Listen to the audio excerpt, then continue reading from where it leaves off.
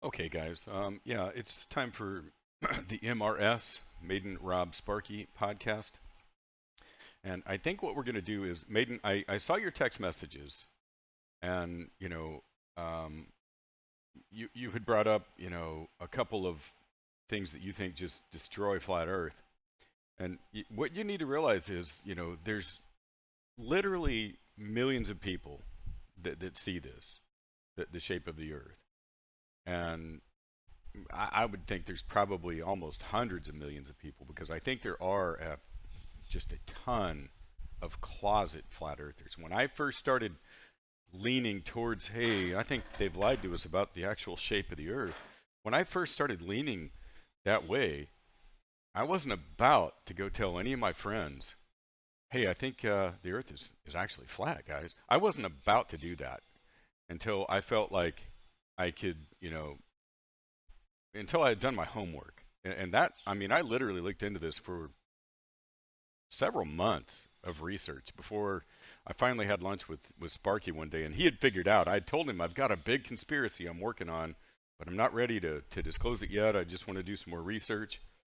And so I sent him a link to another YouTube video, and he figured out what I was researching because of the videos that were linked and recommended in that link that I sent him. But it took me a long time to go down the flat Earth rabbit hole and really just go that direction. So the flat earthers are not stupid. We're not stupid people. We don't just look at stuff on YouTube and believe anything that is presented. I mean, the flat earthers are very very smart people. And in fact, I would say your average flat earther understands the globe model much better than the average person who would say, yeah, flat earth is stupid and we live on a globe. I say that with absolute certainty. When I first started getting into it, no, I didn't understand the globe model that well, but I got a pretty good understanding of it now. But the flat earthers, we have discernment, and if the flat Earth arguments were all just completely stupid, you wouldn't have literally millions and millions of people that think this is true, that we have been lied to about the literal shape of the Earth. Okay, uh, the flat earthers aren't stupid. And by the way, when it comes to sources like Twitter and YouTube, it's just another source of information. I mean, you can't just say, "Oh, you do your research on YouTube." I mean, that is so frustrating. I mean, I've literally figured out how to remodel my bathroom and do a lot of stuff around my house on YouTube. You can figure out how to. I figured out how to change the battery on my Kia. You open the hood, and I've removed batteries for years and years and years on all the vehicles I've owned, and this one was a stumper. I mean, it was like, all right, what do I do? Okay, so YouTube. There you go. Okay, now I see. All right. So there's a lot of good information on YouTube and Twitter, and you just have to use discernment and figure out what makes sense and what doesn't. So I think a big part of the issue with Flat Earth is that you guys just pretty much don't disagree with very much that's on Wikipedia. In other words, I think you guys have pretty much carte blanche trust for the authorities, I guess is the word I'm looking for. Now, not always, and I think Robb is actually the one who disagrees with the mainstream narrative the most out of the three of y'all right now. Mayden, I get the feeling with you, there's nothing on Wikipedia you disagree with. Um, Sparky, I know he kind of has some theories about fake stock market trading volumes, and I think he's pretty open to conspiracies, but I don't think he really sees any of the ones that I see.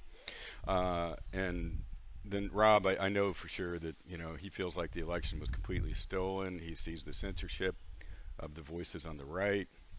I think he's further out there than the other two.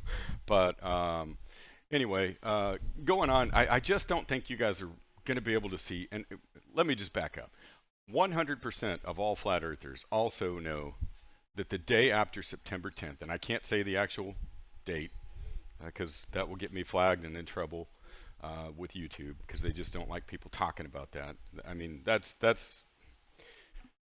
should be eye-opening to just anybody that you just can't come out and say what you want to say on YouTube about that event, and without the risk of having your channel shut down or censored.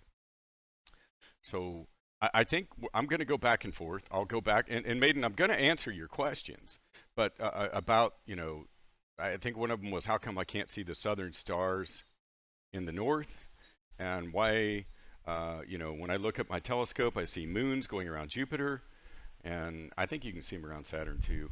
But doesn't this prove that why would the Earth be flat when all the other planets are round? And the flat earthers have thought about that. I mean, if those were flat Earth killers, the flat Earth movement wouldn't have gotten to be as big as it is, and it's growing. And one other thing about the flat Earth is people. We all started out and believed we lived on a globe coming into this, and people that jump over to the flat Earth side and do the research to figure out that they are lying about this, no one defects. No one ever defects from being a flat earther to going back to being a glober. It's never happened. So I just think when it comes to these conspiracies, you guys tend to believe the mainstream authoritarian narrative, but I just want to give you guys just a few quick examples of conspiracies that actually did happen, and then I'm going to put you guys in checkmate at the end. You guys are all conspiracy theorists, whether you want to admit that a conspiracy happened or not. So the first one I'll point out would be Enron. They faked an entire trading floor to fool the analysts. I guess the analysts were going to come to their offices, and so what they did was they got enough people up there to sit in front of computer terminals and pretend like they were trading. Now, were they playing video games and the people that participated in this fraud didn't even know it? Possibly. Although, I mean, I don't know, but you've got a hell of a big conspiracy there. Nobody was talking, nobody knew. And another good example of that would be the Manhattan Project, where, back in I think they started the Manhattan Project in 39, but in those days, I think it employed over 210,000 people at its peak. And when you look at the money that was spent on Manhattan Project, that might be equal to maybe a half a trillion or $1 trillion in today's terms. And so this was going on. The military was spending all this money through the DoD budget, and the people didn't even know it was going on. And you can even watch some of the old videos that they've got where they're talking about some of these like old ladies that were being interviewed, I guess, in the 90s, and they were explaining that if somebody ever asks you what you do over here, then you just make a joke and tell them, oh, we're making the holes for the donuts, ha ha ha, and just laugh it off. But and then again, I think your average employee that was involved in that quote unquote conspiracy, they were so compartmentalized they had no idea what the master plan was. They were just in there, cranking wrenches and doing whatever, following their orders. So that's another good example of just a massive, massive secret that was kept from the population.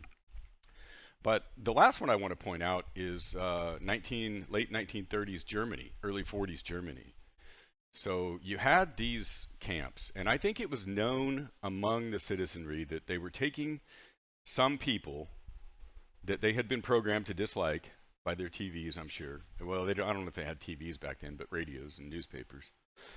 So they had been programmed to dislike this group, and they all nobody was standing up for them saying, hey, this is a bad idea to load these people on trains and take them off to labor camps. But the official story was that these were labor camps. My brother-in-law's mom was born in the mid 40s in Germany. And I think she moved to the United States when she was probably somewhere between 25 and 35, somewhere in that age group. But I talked to her at Christmas, and she said no, the people did not know. And there's also stories where when the Allied troops came in and you know, invaded Germany, what they did was they took the starving people from those camps that were just bags of bones and literally paraded them through the towns to show them, hey, look, this is what was going on. The people did not know. So either you go down the Holocaust revisionism story, which is also conspiracy because that contradicts your mainstream narrative, or you have to believe that. And I remember having a conversation with my dad when I was in my late 30s, and this is before had gone down any conspiracy rabbit trails at all. I mean, but I was just sitting there pondering.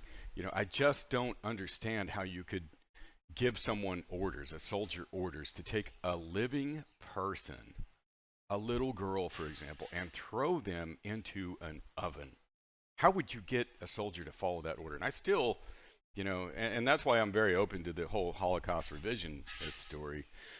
What I think probably is more likely is they were labor camps, but they were top members of the Nazi party that would come in, and they were just out of control psychopaths, and they would literally find a worker that had done something wrong and murder them in front of the others to teach the others a lesson. Don't step out of line. So I think that, and in fact, Werner von Braun, who was one of the founders of NASA, he was brought over here under Operation Paperclip. There's a story in mainstream articles about him doing exactly that, where one of the workers in the camps had been made an example of by him, and I think he just hung him right there in the in front of all the other people. So, and I also think that those people were a lot like today's politicians, where the law didn't apply to them. They were off limits in terms of prosecution, and we see that today. At least I think all three of you would agree with that. That politicians just are above the law. When you get up to a certain level within the government, you're unprosecutable. So I think there's a lot of parallels between what we saw in that regime over in Germany and what we're seeing going on today. So I think it's also important, and I think it helps you guys a lot if you can see motive, okay? And so when you look at what happened on the day after September 10th, now that we have 2020 hindsight, I think some of you guys might be able to see motive now, because we got the Patriot Act out of that. And I don't think any American would say, yeah, that Patriot Act was a good idea. And so, these J6 defendants that stormed the Washington, D.C. Capitol, a lot of those were held without bail for over like 18 months. I don't know if some of them have gone 2 years. They're still making arrests to this day. And so they're arresting their political opposition. And I don't know if they're actually using the Patriot Act or if they're just denying them due process. And then one of the last stories that Tucker did was he exposed where this black guy had been labeled a domestic terrorist, and they went and arrested him, I guess, and he's facing 10 years. But they're certainly labeling him a domestic terrorist. Now, I don't know if they're using the Patriot Act, because Tucker Carlson talked about how that guy was facing up to 10 years. I don't think you face a prison term when you're held under the Patriot Act. I think they freeze your bank accounts, and they can come arrest you and do anything they want once they label you a terrorist. So that's what we got out of, that day after September 10th. And so I think it's worth our time to go back and re-question that false flag. And I'm 100% it was a false flag. There's not a doubt in my mind J6 was a false flag too. But let me just play for y'all real quickly. Oh, and one of the other things that I will bring up about the German regime and our regime is, if you watch those History Channel documentaries, one of the first things that you'll see that Hitler did was he took control of the press. That was first and foremost. So I'm sure that there were probably conspiracy theories in Germany about these camps being they really weren't labor camps, they were death camps. I'm sure those conspiracy theories were circulating, but the official story was, no, they're just labor camps. We just took them over here to make some things. They're manufacturing now, just labor. So let me play for y'all just these little clips of some stuff I've got about the day after September 10th. I am risking my channel. If I get one more strike on my channel, they're going to ban me forever on YouTube and shut down my channel. But it's just a risk I'm willing to take. I mean, I've got like, what, 200 subscribers, 100? I mean, I've got nothing. So let me play this one for you first, and then we'll go from there. Seen from above, the Pentagon offers some 30 acres of unobstructed target. Hitting it anywhere on the roofs would have caused a major devastation and possibly thousands of casualties. Coming in from the side instead, the approach is filled with obstacles, and the target is reduced to a tiny strip of cement coming at you at 500 miles an hour. Okay, so there's that one. And then I wanted to show you guys this one, where it's just a schematic drawing. The impact was over here, but all of the Donald Rumsfeld and all the important people were on the opposite, completely opposite side of the building. And then I want to play you guys just this one because this one comes from the mainstream news, and I think that carries a hell of a lot more credibility with y'all, even though I don't think it should anymore, but I think it still does with y'all. So let me play this. And if this part of the Pentagon had been up to full staff.